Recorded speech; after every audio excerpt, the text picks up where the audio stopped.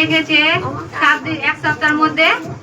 একদিন হঠাৎ মানে ঘুমোছিলাম, মানে ঠিক 3টে বাজে, ভোর 3টে, প্রভু আমাকে মানে এই গৃহমণ্ডলী ফার্স্ট টাইমের রূপে আমাকে দর্শন দিয়েছিল।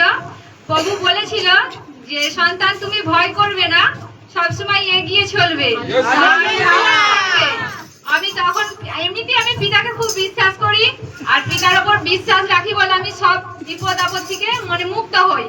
আর পিতা আমার যে কষ্টটা মানে জানে, সে কষ্টটা আমাকে কিন্তু পিতা সবসময় সাহায্য করে। আমি এত রোদে ঝড়ে কষ্টে কাজ করি তো পিতা আমাকে ঠিক ভালো রাখে। এত গরমের মধ্যে ফাঁকায় কাজ করি, তাও আমাকে পিতা সবসময় মানে বুঝতে দেয় না যে আমার সংসার কষ্ট পায়। আমার বাড়িতে এত কষ্ট, কিন্তু পিতাকে আমি আজকে যখন আমি মানে পিতাকে বলি পিতা আমার সংসারে এত কষ্ট, কিন্তু আমার কষ্টটা কিন্তু পিতা ঠিক আমাকে ইয়ে করে দেয়।